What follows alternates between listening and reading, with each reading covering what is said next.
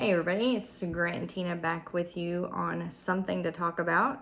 And on this episode, we are going to talk about pedigree does not equal purpose. Because I think so many times people look at someone that came from the right family or got to go to the right school or had the right training. And so people get in their ideas that they have a higher purpose and a higher calling than everyone else, and nothing could be further from the truth. We all have unique gifts. We all have a purpose that we were created for individually, and it doesn't matter where you've come from. That purpose is not diminished in any way, shape, or form. Yeah, I don't think God is actually looking for pedigree when He looks for people to use. I think He's looking for people that are willing to do what He asks them to do. Period. We can look at so many people. One comes to mind off the top of my head. I know you probably heard this a million times, but David in the Bible, David was a shepherd. Shepherd job was the worst job to have in the world. Nobody wanted that job. Okay, that's all he did. Took care of his dad's sheep. But it's funny to me, he was the youngest and took care of his dad's sheep. It's funny to me that the king went through all of his brothers, and they had the stature, they had the look, they had the height, they had it all, right? But the king said, "You have any more sons? Because none of these are none of these are the next king. And that's not going to work." But I got one, he said, but he's out tending to my sheep, and I guess I can get him. He said, "Get him." And he brings David in front of the king, and the king said, "This is that guy."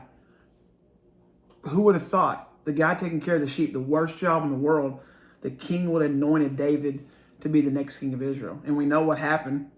Hello, one of the greatest kings that Israel's ever known. So what I'm saying is, God doesn't look at who your family is or who brought you up, or if your dad was a CEO of a company, or I don't think God matters. It doesn't matter to God. Nothing's wrong with that if that's the case for you. But I'm saying God uses no offense, some motley crew, if you want to just be honest. He uses some motley crew people. Anyway, go ahead. So I always go back to your mom talking about that service that y'all were in when you were younger. There was a special speaker or somebody that had come into a church service, and they were talking about divorced families. And he basically told anyone there, if they were, you can probably tell it better than I could. Yeah. I wish I knew his name. I'd call him on the podcast out, but I don't know his name. But let's be honest, he's probably not still living. He's probably not worth me mentioning. But I will say this: he was hold on a minute, a man of God. Sorry, I don't mean to say that lightly. I'm just being honest. We put him on the pulpit on a pulpit and said, "We trust this man." Okay. And he gets up in front of people, and mind you, my friends, Corey Crabtree, his mom and dad are married, but then you had me and Michael, which our parents were not. And so we had a mixture of young people that were there, and my brother was there, and this man gets up on stage and basically says, if you come from a divorced family, you're not going to be successful in life. He pretty much gave us we might as well give up. Told them they wouldn't have a successful relationship. Nothing. And it's funny because I've talked to my mother-in-law a few times about this, and she said that if she would have been as bold now as she was then, that she would have grabbed her two boys and walked out of the service. But how many times have we sat in a room and listened to negative things spoken over us by a supposed person that's supposed to be speaking life into you? And fast forward 20 plus years, I know for sure two people sitting on that row. Corey and Kim have been married a year less than us, and so we've got at least two marriages that are pushing the 25-year mark. And so whoever you are, Betty, sorry, you're dumb. But anyway, but a lot of people could take that, like Grant and I could both, well, we came from divorced homes, we're not going to have a good family, or like I was the first person, well, my sister and I kind of got our degrees right at the same time, but we were the first ones in our family to get a college degree. We could have went to the other side and said, well, nobody in our house has a college degree, or I mean, my mom had an associate's. Let me take that back. We're the first to get a bachelor's degree. Let me reword that. But we could have said, oh, well, people in our family don't go to a 4-year college. They don't get degrees. And we could have just let our path dictate where we were. But also, we can't think that just because someone has the training and the pedigree, that's the only people that get used. Because I promise you, you could have someone with a master's degree in whatever, but they have 0 people skills. And you may have not ever had the opportunity to go to college, but you can walk into a room and connect with anyone. Don't diminish that. That is a gift that not everyone has. In 1 Corinthians, the 1st chapter, it goes through and it's talking about, well, let me just look it up because I will say it wrong. Go ahead. Oh, I wasn't ready to say anything. Okay, but so sorry. Hey, I can. It's no big deal. And she was talking about people talking into your life. And I'm going to say this real easy. I'm only going to be real easy about it. Make sure you guard yourself and don't let just anybody speak into your life. True. Even just because they say I'm a Christian and I believe in Jesus and I read my Bible and pray, doesn't mean that they should be speaking life into people. I'm from experience. I'm freaking experience here. Not everybody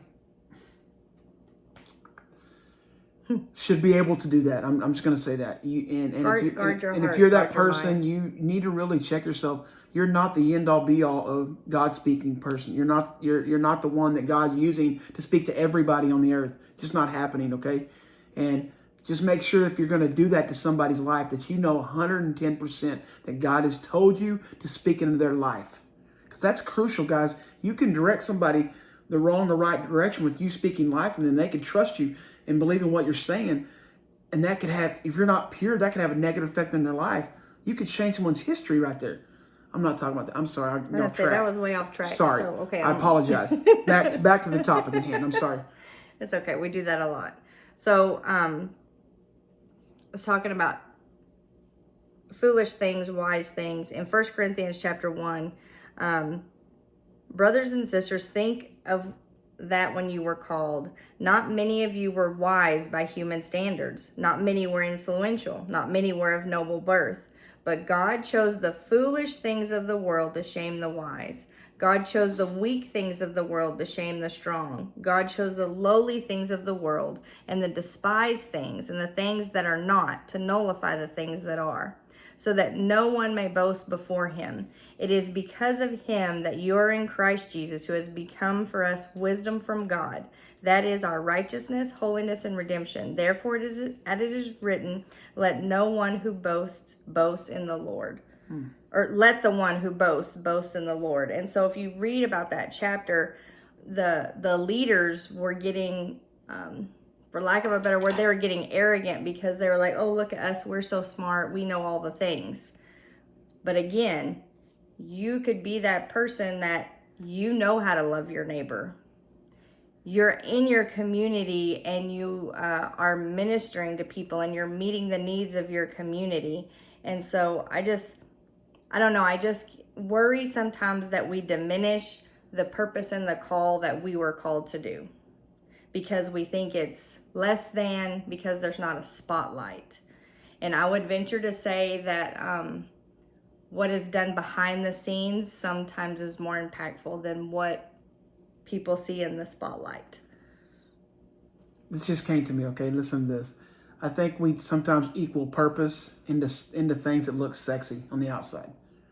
Let me clarify this for us what I'm saying. She said it already. We think purpose equals people are going to see what I'm doing. Purpose equals I have a mic in my hand. All kind of things. We think of the things that look at what I'm doing. I must be God's purpose because people are seeing me do it. You know, I bring the Bible up a lot because you can read a lot about the women and men in the Bible, and a lot of the men, well, I'm trying to think of one that doesn't. Most of the men and women in the Bible have gone through something. They've went through some, for a better word, crap in their life. And somehow God's brought them through it, and they find their purpose. And man, I shouldn't even be doing this, But God is allowing me, even though I'm not qualified, I'm probably underqualified. I don't have any education to do what I'm doing, but yet God's allowing me to do this. That's really what our purpose is. Anyway, And a lot of people sit there and they look at the spotlight and they look at, the TV preachers or the musicians or even, the local people. And well, that's important. And what I do is not important. And they know what their call is. And I don't know what my call is. You do know what your call is. What beats in your chest every day when you get up. What burdens your heart for other people. And here's the deal. It's not the same for everybody. It's not supposed to be the same for everybody. Because things, like take my mother, for example. She goes and takes her vacation every year to go with an organization called 8 Days of Hope. They go wherever there's been a disaster in the United States, and they go and help people of the town rebuild. She literally loads up her truck and trailer with tools, and she drives hours upon hours, and normally a local church will house them. And so I'm not kidding, they're sleeping on cots and taking turns showering, and the church usually feeds them. But how many people do you know that are going to take their vacation and go sleep on a cot and do work for other people? Not everyone is called to that, but that's my mother's heart. So that's what she goes and does as part of her ministry. But if it weren't for people like that, then there would be a void. I'm trying to think of small things that people do all the time. Like, here's the deal. Let's say that you have an elderly neighbor and you help them with their groceries, or you check on them during, bad weather and things. Okay, I just need you to think for a minute. What happens when you're not checking on that neighbor? That is a ministry. That's a purpose, because not everyone has a heart to think about their neighbors like that, even though that's one of the greatest commandments. We talked about that the last time. So everybody has to do their part. And of course, I'm sure you're already familiar with where I'm going next, but in 1 Corinthians chapter 12, it talks about that in order to be a whole body, we have to have all different parts. To go there. Okay. And so at the end, it says, now you are the body of Christ. Each one of you has a part of it. It does not say, the next line doesn't say, now some of you are going to be up here, and some of you are going to be down here, and some of you are going to have a big job, and some of you are going to have a small. It doesn't say that. It says, each one of you is part of it. Period. That's all it says. That's the end of the sentence. And God has placed in the church, first of all, apostles, second prophets, third teachers, then miracles, then gifts of healing, helping, guidance, and different kinds of tongues. Are all apostles? Are all prophets? Are all teachers? Do all work miracles? Do all have the gifts of healing? Do all speak in tongues? Do all interpret? Now eagerly desire the greatest gifts, and yet I will show you the most excellent way. Everybody's important. There's nothing in there that says you do this, so you're more important than this one. It doesn't say that. We need everybody, and we need all the things, and we need everybody to work together. And so whatever God lays on your heart, here's the deal. You're going to reach people that I will never meet. Grant reaches people that I will never know. But it's all needed so that everybody can work and do their purpose. Some people would say that I've had a lot of jobs. And some people would say that they don't understand why I work so many jobs, so many places. I will say that every job I've had has had a purpose to it. Not my latest job, but my job that I remember the most, and I feel like that God used me with impact more than anything else. And I'm not boasting myself. I'm using God to get everything in this. But I worked oil field. It was over 10 years ago now, I think. I was a young man, very young man. Way longer than that. Well, I said over 10 years ago. I was a young man. But God put me with a lot of, for a better word, motley crew. I was with a motley crew. A lot of different types of people. A lot of rugged, rough men. And I was kind of I was an outsider. I was No offense, I was the Christian boy that didn't say bad words and didn't do all these things that they did, which I'm not, once again, I'm not boasting myself. I'm just making a statement here. And I'm just looking through Facebook a while ago and I'm seeing people that I would never think that would enter a church building are going to church with their families. And it's not because of what I was doing. It's because God had a purpose in everything that he put me in, and he fulfilled that purpose through me. It wasn't me, it was him doing it. But I think sometimes we want the big things. We don't want to take the little things because we think, God, this is such a small step. You can't use that for my purpose. Why can't he? I mean, he used David as a shepherd to be the king of Israel. That's a huge step. But he didn't go from being the shepherd to the king. He took steps to get to the king, right? He went from the shepherd to the lion and bear killer to the giant killer, right? And then he stepped into what did he do for the king? He played his harp so the king could relax. He did those things. He was what's his buddy's name? His best friend? I just forgot his name. Jonathan. He was Jonathan's best friend. And through all that, he became king of Israel. But look at all the stuff he had to go through. All the little things God had to put him through to get to his purpose. I think God's purpose for David was to be the king of Israel. He didn't start there. He started as a shepherd boy. Okay? So no matter where you start at, I think sometimes we get discouraged. Well, God, I'm way down here right now. This is what your purpose is. Maybe it is for this season. Maybe your purpose is right where you're at. That's not going to be the end result for you. So don't get discouraged where you're at now. It's a process, guys. It's got to be. And also, while you're in the process and while you're walking out your purpose, you can't look at what someone else is doing and deviate from your purpose. Because if you try to follow in someone else's shadow and mimic the purpose that they have, it's going to end up in frustration for you, and you're not going to reach the people that you were meant to reach. Go let whoever you're watching do their thing, and that's great and that's wonderful. It's not a competition. It's not, look what I'm doing, what are you doing? But let them walk out their purpose and you walk out yours. And when Grant was talking about the small things that David did, I get a quote of the day every day in my email, and this one is from an author, Robert Collier. Says, success is the sum of small efforts repeated day in and day out. So like he was saying, it's not always going to be some big to do. It may be that your neighbors, you put your poly cart out on whatever day your trash day is, and your elderly neighbors, it was windy and theirs blew over, and you go down the street and you pick theirs up. And you pick up all the trash. Why do we not look at that as ministry and as a purpose? Because guess what? God made you their neighbor for a purpose. There's a reason you're their neighbor. Because somebody else might not treat them like you treat them. Don't discount it. What? I'm going to be easy, okay? Hear me out. I'm going to be easy.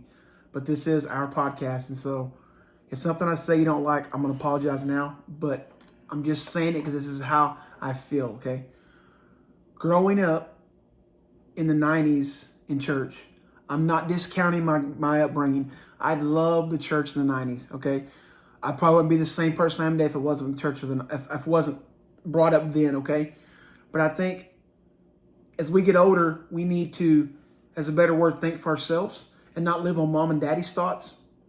Hear me out. Because if I did, some of the old thinking I still would have, but I think my mind is thinking for itself. And I'm not saying I'm right. I'm not saying I'm wrong. I'm saying my thinking's different, okay? So our purpose, you feel like when you're growing up in the church I was growing up in, I don't mean the church as the church I went to, the church as a whole in the 90s. Our purpose was these, we would get saved. Our purpose is to get filled with the Holy Ghost. Our purpose would be to speak in tongues. Our purpose would be to interpret a word in tongues. Our purpose would be, to find a wife, to do all these things. And I'm really thinking, if we really think back, what does God really want us to do? We make purpose a big, like, I don't know, God, what you want me to do? You don't? You don't? Love your neighbor as yourself. The Bible tells you that's one of the commandments, the biggest commandment. That's a huge thing. And we don't do it. We see people every day. Me and Tina, I think it's our call in life. I really do. No matter where we go, what restaurant we go eat at, no matter what store we shop at, we find somebody that is, I feel like I'm not flexing here, that is attracted to us, and we start a conversation, and we have a really good conversation. You know what? And we never mention Jesus. We never mention Jesus. I don't think we always have to. If he's in my heart, in my life, when I speak, he's coming out of me without me saying a word about him. If I always have to wear a t-shirt, I always have to say I love Jesus, I always wear my cross necklace, I'm not knocking that. I'm just saying I don't do it. Am I really true? Am I really being what God's called me to do? Because what has God called you to do? What has he called you to do? I don't know. You know. I hate people that say, well, I don't know what God's called me to do. What? You don't? You really don't? What is your passion? What's your passion about? What drives you? You get up when you can't. You think about it day in and day out. You can't get away from it. That's what you're called to do. Yep. Do it. Do it. And here's the deal. Like this, us transforming from our Facebook Live videos to posting these videos and then putting it on Spotify and wherever. We're still trying to get on other platforms. But I was thinking right before, so we could have waited until we had all the stuff figured out. Because if you notice, is there a fancy intro? Is there fancy music on the podcast? No, not yet. We're still trying to figure all that out. But here's the deal. If we had waited till we figured it all out, if you go back to Facebook, you can see a gap in our videos. That's why. Because we kept having all these ideas and we're going to change it and we're going to do this. And we kept thinking it had to be perfect. And last week we finally said, forget it. We're not worrying about all of the things. We're just going to do what we're supposed to be doing because we know that we're called to speak life into people. And so the same thing is true in your life. Stop waiting for the moment to be right. Stop waiting for all of the things to line up correctly. If God is prompting your heart to speak to that person in the store, go speak to the person in the store. Yeah, you might be in a hurry. We had a speaker come in a couple of weeks ago and he literally said he was late because he took time because he knew this lady needed to talk. Okay, that's where you meet people. That's where you do the things that God has called you to do. You know, I think if we slow down and we see people around us, and I go see somebody every week, sometimes 3 times a week, a young man, and I wouldn't trade my friendship with him for anything in this world, okay? He's one of the most genuine people that I know on this planet, okay? He's probably the best server I've ever had at a restaurant in my life. And I hope he watches this because I'm not just talking words. Me and Tina talk about this young man all the time at our house, okay? We respect him and love him. But it would never have happened if we would not have taken time, not got so rushed, and do what God has actually purposed in our hearts to do. And that's ministering to people outside of those 4 walls we call church. Guys, if our purpose is always inside of that 4 walls, what an easy job we have. Yeah. What an easy job. You're dealing with church people. Well, let me take that back. Not always an easy job. But I'm saying if we never get out and rub shoulders with the world, what are we really doing? We're playing it safe. Yeah. We're playing it safe. And God's called us to go. The word says go, not stay. He wants to be uncomfortable. You know, it's not my nature, honestly, to be honest with you. I'm okay to go to a restaurant and sit down and eat and go home. But he married somebody. But I married Tina. And I can't go to Walmart and get gas or get an ice cream at Brahms without talking to somebody. And that's okay. I'm getting better. You met my people, right? Yeah. If you've never met him, you never will. But if you had a chance to, my Lord, no matter where he went, I'm not kidding. If he went to throw hay, he would find somebody to talk to and he would tell them stories upon stories. Guess what? He had so many relationships he built. People knew him. You couldn't go anywhere after he passed and say, I'm Tina Martin. I am Bill Long's granddaughter. Oh, Bill Long. I know. Blah, blah, blah. And he would tell you everything about Bill Long in the world you want to know about. You know why? He took time to build. That was his purpose in life, to build as many relationships as he could. You know what? What did Jesus do on the earth? What did he do? He talked to everybody he come in contact with, the young, the old, the poor, the rich. He didn't have a stereotype that Jesus want to talk to this person here. He talked to the prostitute. He talked to the widower. He talked to the lady that was committing adultery. The crooks. The crooks. He talked to everybody. And you know what? He changed their life just by talking. And he never mentioned himself in front of them until it was later on in their relationship. Yeah.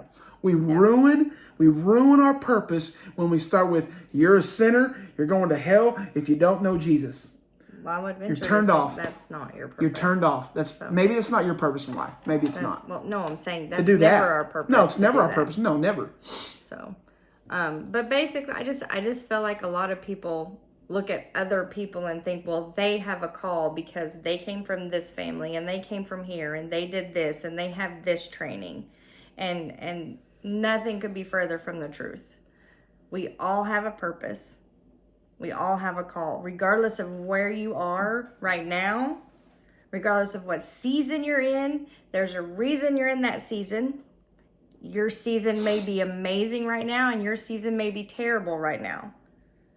But there's still a reason, and you still have a purpose in the midst of that. I'm gonna speak about people that know about their purpose, and I know Okay, well, stop saying first and last names of people, because they may not want all their names out there. I'm about to say first, last names because they're my family. I know them personally, and I'll apologize later. If you ever go to Seminole and you want to go eat pizza, go to Mazio's Pizza. There's a guy named Ryan Martin there. I know him pretty good. I've known him, 43 years of his life. Almost 44 now. No, maybe 44 of his life. That's my brother.